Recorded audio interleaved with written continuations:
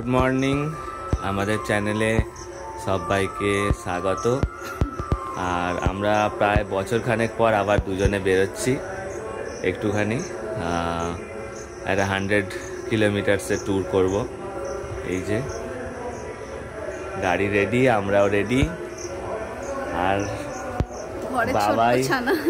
বাবাই ভিতরে লাফালাফি করছে আমাদের সাথে যাবে বলে, কিন্তু আমরা নিয়ে যাচ্ছি না বাবাইকে এক্ষুনি, অনেক ছোট আছে।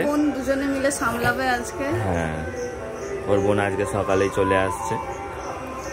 চলো রাস্তাতে দেখি কি কি দেখা যায়, কেমন হয় আজকে ওয়েদারটা কিন্তু ক্লাউডি, সো বৃষ্টিও হতে পারে, দেখা যাক। এই যে যাবে বলে লাফালাফি করছে, দেখছে বারবার মা নতুন জামা কাপড় পরেছে। যাবে কি গো?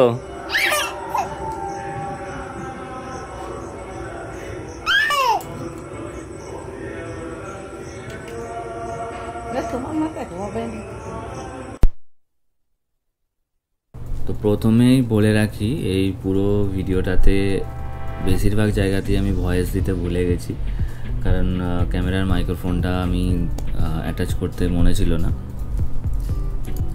আমরা রওনা হয়েছিলাম উদয়নারায়ণপুর থেকে। তো ওখান থেকে আমাদের ফার্স্টে আমাদের লক্ষ্য ছিল হাইওয়েতে ওঠা। হাইওয়েতে উঠতে গেলে আমাদেরকে বাগনান যেতে হতো। তো বাগনানের রাস্তাটা আমরা আগেরবার যে দেউলটি গিয়েছিলাম সেই রাস্তার দিয়েই আমরা বাগনানে উঠেছি। আর রাজাপুর হয়ে গড়ভবানীপুর হয়ে শেয়াগড়ির ব্রিজের পর থেকে সেই একই রাস্তা দিয়ে আমরা গেছি। দেখো তোমরা, আমরা বাড়ি থেকে বেরিয়েছিলাম 6:30টার দিকে। তো মর্নিংয়ে রাইড করতে খুব সুন্দর লাগে, কারণ মর্নিংয়ের ওয়েদারটা অসাধারণ থাকে, গাড়ি ঘোড়াও খুব কম থাকে রাস্তায়, আর দুপাশে যদি গাছপালা থাকে তো আরও সুন্দর লাগে রাইড করতে। তো আমরা বাগনান হাইওয়ের কাছাকাছি চলে এসেছি। আমাদের উদয়নারায়ণপুর থেকে বাগনান হাইওয়ে ডিস্টেন্স ছিল 34 কিলোমিটার অলমোস্ট। আর আমি আরেকটা জিনিসও দেখলাম যে আমাদের বাড়ি থেকেও যদি এই ডিস্টেন্সে মানে বাগনান পর্যন্ত আসতে হতো, সেম ডিস্টেন্স অলমোস্ট ওই 34-35 কিলোমিটারই আমাদের আসতে হতো। ব্রিজের নিচে দিয়ে সোজা গিয়ে ডান দিকে আমরা সার্ভিস রোড ধরে নিলাম। ওই সার্ভিস রোড ধরে সোজা গিয়ে আমরা হাইওয়েতে উঠে পড়ব।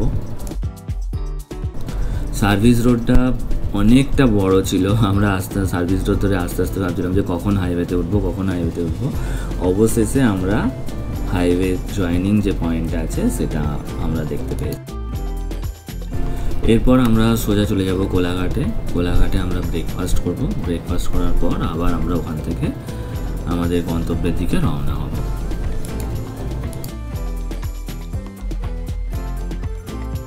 আমরা আবার চলে এসেছি কোলাঘাটের সেই রেস্টুরেন্টে, আনন্দ রেস্টুরেন্ট। আর আমি যেখানে বাইক পার্ক করেছি তার ঠিক পাশেই রাখা আছে হার্লে ডেভিডসনের X440। চলো, আজকে যা ভিড় আছে স্যাটারডে, তাতে মনে হচ্ছে না আমরা খুব তাড়াতাড়ি এখান থেকে বেরোতে পারবো। তাও চলো দেখি, গিয়ে অর্ডার দেওয়া যাক, কতক্ষণে আমাদের হয় দেখা যাক। আমাদের খাওয়া দাওয়া শুরু হয়ে গেছে। শুরু মানে কচুরি নিয়েছিলাম, শেষ হয়ে গেছে, আর ছোলে ভাটোরাটা বাকি আছে শেষ করতে। আমাদের এখানে হয়ে গেছে অলরেডি 8:40 বেজেও গেছে। আমরা এবার এখান থেকে বেরিয়ে যাচ্ছি। 1 ঘন্টা চলে গেল। হ্যাঁ, আর রোদ্দুর তো উঠেই গেছে। রোদ্দুরটা না উঠলে বেশি ভালো হতো। এরপর আমরা 60 কিলোমিটার যাব, তারপরে আবার যাওয়ার সময় সবাই এই বাঁ দিকে পার্ক করে খাওয়া দাওয়া ব্রেকের জন্য। সেই জন্য এই সার্ভিস রোডটা একটু কনজেস্টেড থাকে। অল্প জ্যাম কাটিয়ে আমরা আবার উঠে পড়লাম হাইওয়েতে।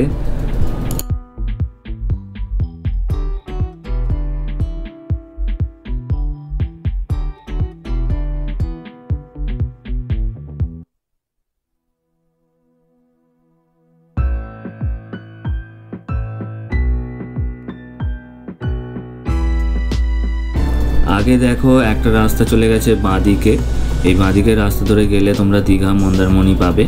আর আমরা চলে যাব সোজা মেদিনীপুরের দিকে।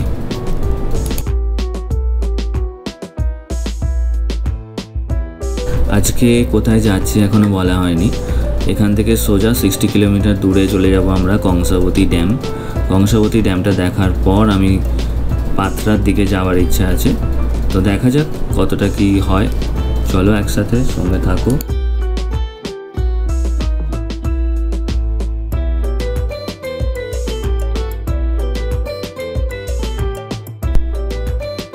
বর্ষায় বেরোনোর এটাই হচ্ছে সবথেকে মজার, যে যত দূর তুমি চোখ যাবে তুমি শুধু সবুজ সবুজ আর সবুজ দেখতে পাবে।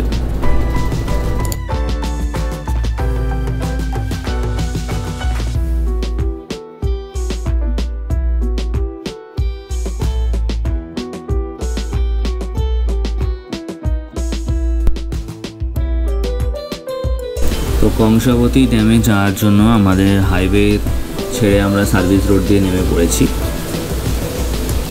প্রায় অনেকটা রাস্তা আমাদেরকে এখান দিয়ে যেতে হবে মেদিনীপুরের দিকে।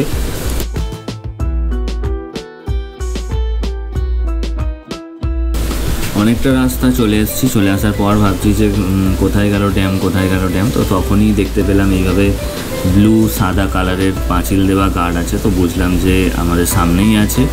ফার্স্টে আমাদের ব্রিজ ক্রস করে ওদিকে যেতে হবে, আমরা ওদিক দিয়ে নামবো। সামনেই কংসাবতী নদীর উপর যে ব্রিজ আছে সেই ব্রিজ দিয়ে আমরা যাব।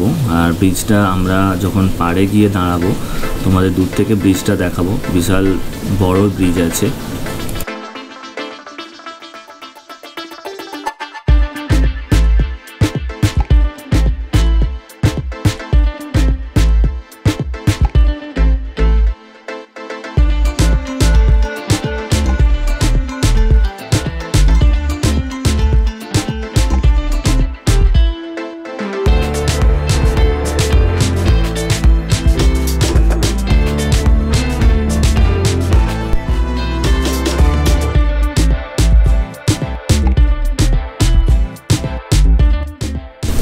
আমরা নদীর এই পারে চলে এসেছি।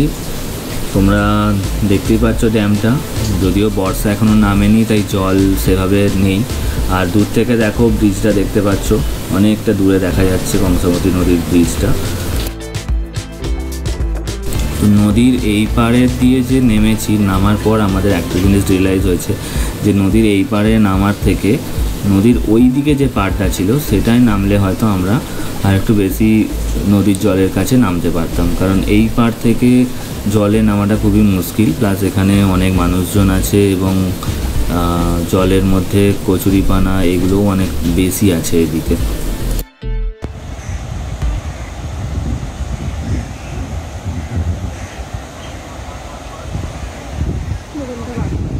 এই দিক দিয়ে একটা নামার জায়গা দেখতে পাচ্ছি, চলো আস্তে আস্তে নামার চেষ্টা করি। জল তো বেশ ভালোই আছে, কম বলবো না বেশিও বলবো না। এই দিকে দেখো এখান থেকে প্রচণ্ড সরু আর ন্যারো একটা জায়গা আছে, তো এই দিক দিয়ে নামা তো সম্ভব নয়। আমরা চেষ্টা করছি ওই দিকে, যদি ওই পাড়ে যদি আরেকবার নামা যায় তাহলে হয়তো একটু ভালো হবে। ওই রোডটা দিয়েই এসছি আমরা, ওই যে দেখা যাক। চলো ওই পাড়ে গিয়ে যদি একটু নামা যায় তো একটু বসার জায়গাও হয়তো পাবো ছাওয়া দেখে। চলো, এখানে নামাটা অসম্ভব ব্যাপার।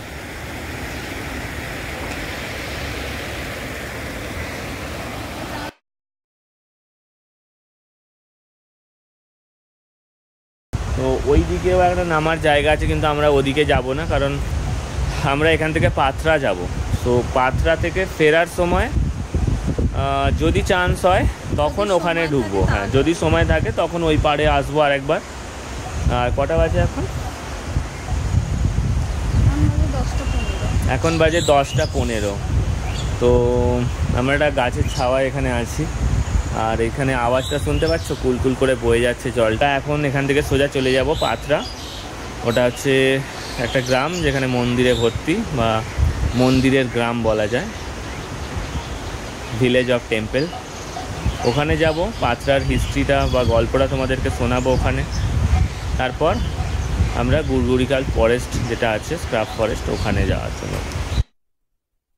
কংসাবতীর যে পাড়ে আমরা গেছিলাম ওখান থেকে বেরিয়েই ডান দিকের রাস্তাটা নিয়ে নিলে ওটা সোজা পাথরার দিকে চলে যাচ্ছে। রাস্তাটা মোটামুটি একটা রাস্তা, খুব একটা ভালো না খুব একটা খারাপও না, কিন্তু রাস্তার মধ্যে প্রচুর বাম্পার আছে, তো খুবই সাবধানে গাড়ি চালানো দরকার। ওখান থেকে 8-10 কিলোমিটার গাড়ি চালানোর পর হঠাৎ করে একটা রাস্তার দুই ধারে আমরা এরকম মন্দিরের দৃশ্য দেখতে পাই, এবং আমরা তখন বুঝতে পারি যে আমরা চলে এসেছি পাথরা গ্রামের।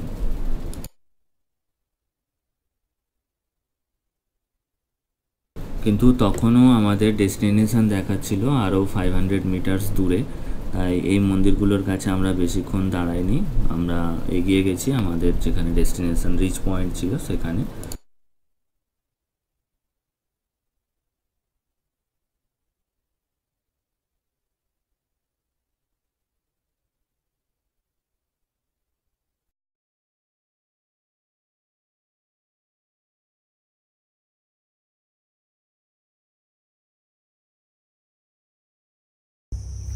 এই যে দেখো দূর থেকে 3টে পরপর মন্দিরের খুব সুন্দর ছবি আসছে, আর প্রত্যেকটা মন্দিরের কারুকার্য কিন্তু অসাধারণ। আর প্রত্যেকটা মন্দিরে যে রডগুলো বেরিয়ে আছে, এই রডের মাথায় কিন্তু কিছু না কিছু ছিল, কোনো ব্রোঞ্জ স্ট্যাচু বা অন্য কিছু ছিল যেগুলো গায়েব। কৃষ্ণ যে যুগে যুগে যে অবতার হয়েছিলেন, এই দেখুন দুটো কাঁটা পর না হলে জল ঢালা হয় না। তারপরে দেখুন মৎস্যজীবী থেকে এই যে দেখুন কনায় কৃষ্ণের যতগুলো রূপ আছে ততগুলো এসছে যুগে যুগে যে। আচ্ছা, এদিকে আসো। এই দুজন হচ্ছে লাঠিয়াল, এই দুজন হচ্ছে দুজন লাঠিয়াল। আচ্ছা, এই দুজন হচ্ছে লাঠিয়াল। এই যে দেখুন যেটা দেবীতে আছে সেটা এখানে ঠাকুর, ওনার পেছন দিকে আর একটা আছে ওই শিলাপতি কুষ্টি পাথরের। আচ্ছা, যে মন্দিরগুলা ভেঙে গেল আমাদের এই পুকুর ধারে, সেগুলো পেছন দিকে ডবল করে রাখা হয়েছে, আর যেটা দেবীতে সেটা এখানে। আচ্ছা, কোনায় দেখুন হাঙ্গরের মুখ, 5 চূড়া রথ ছিল, অষ্টধাতু সব ধ্বংস। দেখুন ইনি ভাঙ মারছেন, উনি ওইটা সুতো গুড়াচ্ছেন, ডান হাতে মোবাইল, না ভবিষ্যতে কি হবে। আর এগুলা চুরি হয়ে গেছে এগুলো। ওই যে দেখুন এখানে যেগুলো ছিল এগুলো চুরি হয়ে গেছে, দেখুন পরপর 3টে। আচ্ছা, হ্যাঁ, আচ্ছা, এই যে কোণে যেটা করা আছে এটা হাঙরের মুখ করা আছে, আর এটা জিলিপির প্যাঁচ করা আছে। কৃষ্ণ রাধিকার মাথা নেই, ভাঙচুর। আচ্ছা, এখানে কৃষ্ণ রাধার মাথা ভেঙে গেছে, এগুলো ভেঙে দিয়েছে। এই দুজন হচ্ছে বন্দুকধারী, এই দুজন বন্দুকধারী। আচ্ছা, দুজন দেখুন বন্দুক নিয়ে আছে। আচ্ছা, বন্দুকধারী দুজন মাথায় হিরে মুক্তা ছিল ভাঙচুর। আচ্ছা, তো এখানে বিগ্রহের মাথায় দামি হিরে মুক্ত ছিল, যার জন্য ওগুলো ভেঙে লুট করে নিয়ে চলে গেছে বাইরের লোকেরা। এই দেখুন আমার কলা ঝাড়ের সোজা দেখুন হাতির মাথা, হাতির মুন্ড, ওই দেখুন এই যে হাতির মাথা, ওই যে এই যে, হ্যাঁ,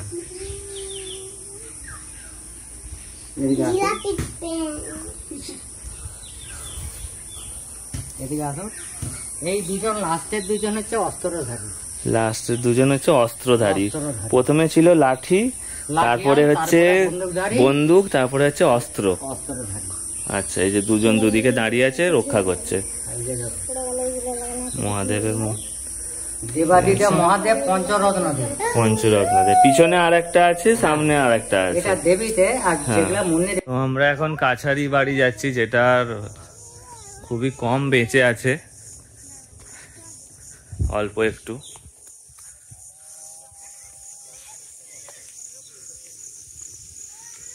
এখানে হচ্ছে রথের সারথি ঘোড়া থাকতো পিতলের, সব চুরি হয়ে গেছে ধ্বংসের পর। হ্যাঁ,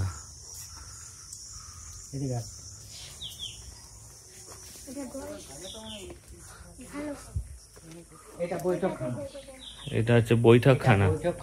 এটা 3 তলা ওঠা সিঁড়ি, ওই যে কাঁটা দিয়ে ঘিরে দিচ্ছি, বাচ্চারা উঠে পড়ে যাবে। আচ্ছা, এটা দিয়ে উপরে ওঠা যেত। এটা 1 তলা, ওটা 2 তলা, দোতলা ওটা। আচ্ছা, দেখা যাচ্ছে ওই যে ওখানে 3 তলা, এখানে 2 তলা পর্যন্ত আছে। এটা ভিতর ভাগ। হ্যাঁ, আসুন না, উঠাবো, ভয় নাই, আসুন উঠাবো, আমি তো বলছি। এদিকে আসুন। এই খোপগুলো কি হতো বলুন তো, এই খোপগুলো নেই আলো লাগাতো নাকি? আলো বলতে এই যে উপরে খোপগুলো আছে, এগুলোতে সন্ধ্যের পরে মশাল জ্বালানো হতো, মশাল জ্বালিয়ে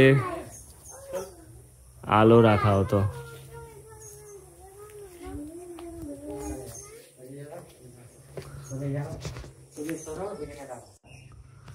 300 বছর আগেকার, 1700 সালে তৈরি নাকি, 1700 খ্রিস্টাব্দে তৈরি। তো এখনো ওই শাল কাঠের কড়ি বর্গা দিয়ে জিনিস, টালির জিনিস এখনো আছে, এখনো আছে।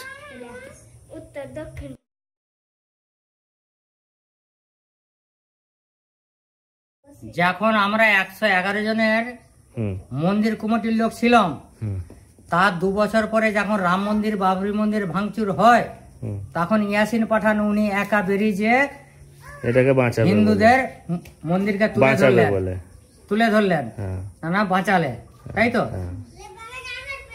রাষ্ট্রপতির পুরস্কার পেয়ে উনি কি করে 2 কোটি টাকা পুরস্কার পেয়ে কি কাজটা করেছেন দেখুন। এইটা দেখুন 350 বছরের প্লাস্টার, আর এগুলা কি করেছে দেখুন, এই যে বাতাসে ঝরে পড়ে যাবে। আচ্ছা, তো দেখতে গেলে 350 বছর পুরানো যেটা ছিল সেটা এখনো লাস্টিং করছে, কিন্তু 50-60 বছর আগেকার যেটা সেটা এখনো থাকছে না, ঝরে পড়ে যাচ্ছে। এদিকে আসুন, আসুন, ভয় নেই, তাই তোরা উঠবি না, উঠতে হবে না, সরে যা।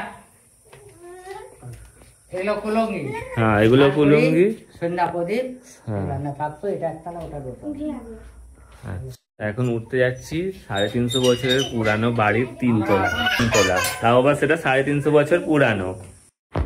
এইটা যেটা আছে এটা কি ওই পশ্চিম ধর্মা রানী পুকুর, দিনের রায়ের ঘরের কাজ।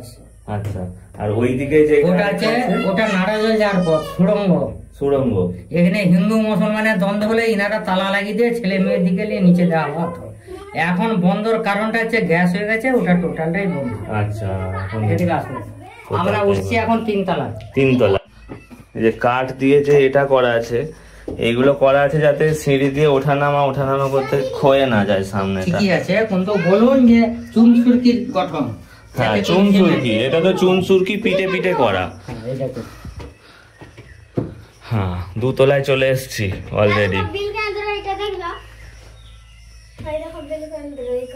আমার মারা ক্ষমতা নাই, ভাই দুটো নেই, এদিকে আসুন।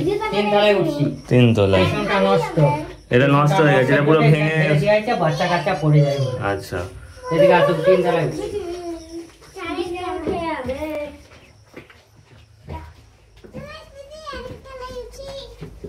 এই তোরা স্কুলে যাচ্ছিস না কেন? নাই যা, পয়সা লেবা দেখুন না। এই গেটটা চুরি, হয়ে গেছে, সেইটা চুরি করেছে মাথা। আচ্ছা, এখানেও এটা 2 তলায়, উপরটা 3। এই যে যেটা নিচে থেকে দেখা যাচ্ছিল কড়িবর্গা শালকাঠের, তো সেই শালকাঠের কাছে চলে এসেছি আমরা।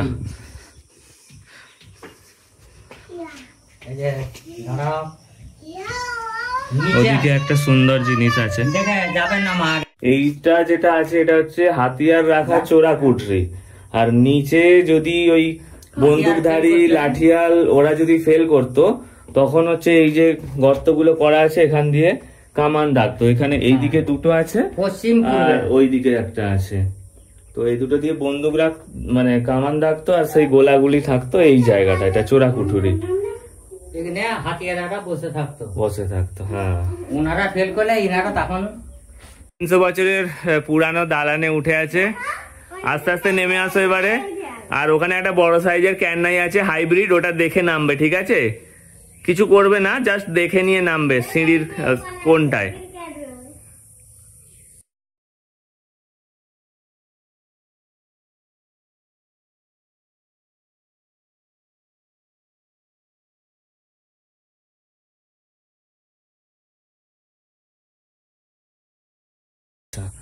এখানে বিগ্রহটা ভেঙেছে, কিন্তু বিগ্রহ তুলতে পারেনি। এটা বাইরে পাচার করলে 1.5 থেকে 2 কোটি হ্যাঁ, টাকা। এখানে বলছে যে এটার অলমোস্ট দাম হবে 1.5 থেকে 2 কোটি। আর ভালো করে যদি দেখি তাহলে শিবলিঙ্গটা কিন্তু দুটো পার্ট আছে, একটা লিঙ্গ আছে আর একটা যেটা আছে ওটার মধ্যে প্রবেশ করে নিচে গেছে, কিন্তু ওরা তুলতে পারেনি। সব কটাতেই ফুল দেওয়া আছে, সকালে কেউ পুজো করেছে, 365 দিনই পুজো হয়। হ্যাঁ, আর বাইরে থেকে হচ্ছে এই হচ্ছে স্ট্রাকচার, যেটা 3 ভাগ 4 ভাগে 3 ভাগ নষ্ট হয়ে গেছে, 1 ভাগ সেটা পড়ে আছে।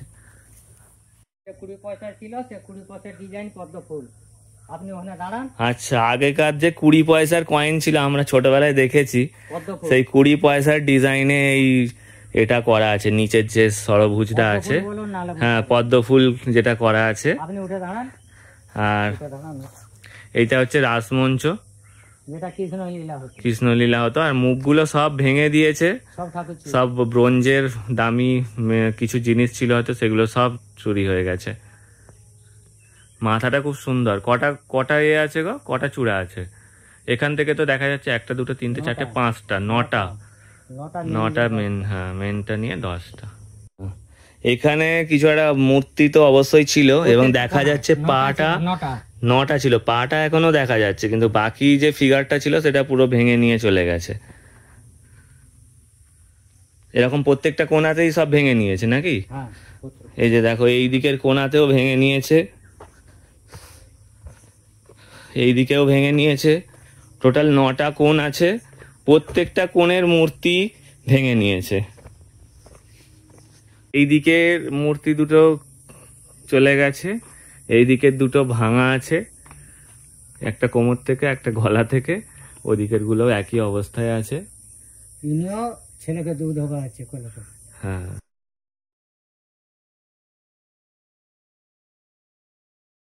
তো 1732 সালে গুপ্ত ডাইনেস্টির সময়কার এটা ঘটনা। তখন আলীবর্দী খাঁ বৈদ্যনন্দকে এই গ্রামের মানে কি বলে, কাছারির গোমস্তা বা কাছারির যে দায়িত্ব দেয়, মানে ট্যাক্স তোলার জন্য। তো উনি এখানে আসার পর থেকেই পুরো গ্রাম জুড়ে উনি মন্দির তৈরি করতে থাকেন। প্রায় 200টার বেশি উনি মন্দির তৈরি করে ফেলেছিলেন। তো সেই সময় আলীবর্দী খান তখন ওকে পানিশমেন্ট দেওয়ার জন্য ওকে হাতির মানে পায়ের কাছে দিয়ে দিয়েছিল, কিন্তু হাতিও রিফিউজ করেছিল যে ওর উপর পা দেবে না ও। তো তারপর ওকে ফাঁসিতে ঝুলিয়ে মেরে দেয়া হয়।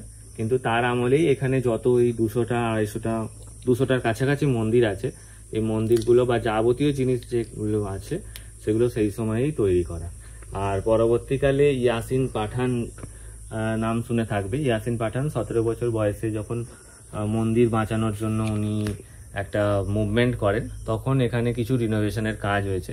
কিন্তু উনি বলছিলেন সেই সময় যে রিনোভেশনের কাজ হয়েছে সেগুলো নষ্ট হয়ে গেছে, কিন্তু 350 বছর আগে 1732-এ যখন যেভাবে তৈরি হয়েছিল সেগুলো এখনো টিকে আছে। এবং সত্যি তাই, এখন দেখতে পাচ্ছি যে সেই সময়ের ইঁটগুলো এখনো স্টিল সেরকমই আছে, কিন্তু যেগুলো চুন সুরকি যেগুলো করা হয়েছিল সেগুলো আস্তে আস্তে ঝরে গেছে। তো আমরা 200টার মন্দির ডেফিনেটলি দেখতে পাইনি, তবে মোটামুটি অনেকগুলোই মন্দির দেখেছি। এখানে একটা কি ছিল, গুপ্ত রাস্তা ছিল যেটা দুটো জায়গায় বেরোনো যেত, সেটাও দেখালেন ভদ্রলোক। আর উনি মোটামুটি এখানে লোকাল গাইডের একটু কাজ করেন, অল্প কিছু টাকা পয়সার বিনিময়ে। উনি এগুলো সমস্ত কিছু আমাদেরকে ঘুরিয়ে ঘুরিয়ে দেখালেন। রিলস নেবে না? এই যে জায়গাটা আছে, ফার্স্টে এসছিলাম, তো তোমরা কতটা শুনেছো কি শোনোনি জানি না। এই জায়গাটা হচ্ছে বাবুদের ওই আসর বসতো বা সন্ধ্যাবেলা নানা রকমের আড্ডা চলতো, এখানেই রাজসভা বসতো। এই সামনের চাতা মানুষ ছিলেন, তাদের বিচার হতো। তো এইখান দিয়ে আমরা গেছি, ওই 3 তলায় উঠেছিলাম। আর কিছু ছ্যাঁচড়া লোকজন নিজেদের নাম লিখতে ব্যস্ত, মানে গুরুত্বই বোঝে না জিনিসের, চারিদিকে শুধু নিজেদের নাম লিখে দিয়ে গেছে, প্লাস প্লাস এই প্লাস সেই করে।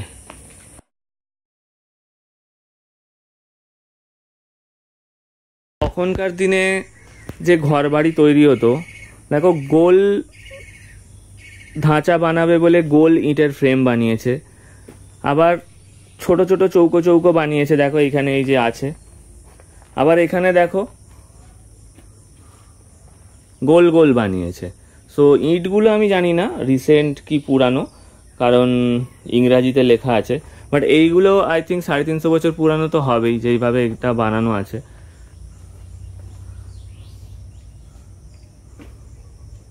এখানের এই যে গোল এটা ছিল, এই গোল এটা মানে নষ্ট হয়ে গেছে, এখানের এই দিকেরটা আছে। সো ভিডিও রেকর্ড তো করছিলাম, কিন্তু এখানে এসে এইমাত্র মনে পড়লো যে আমি ভিডিওর সাথে মাইকের যে জ্যাকটা আছে সেটা লাগাইনি, এতটা চলে এসছি। এতটা চলে আসার পর আমার সেটা দেখতে পাচ্ছি।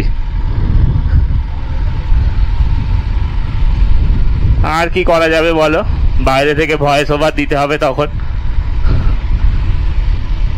চলো এবার একটুখানি দাঁড়িয়ে আমি দেখে নিই যে গুড়গুড়িপাল ফরেস্টটা এখান থেকে কতটা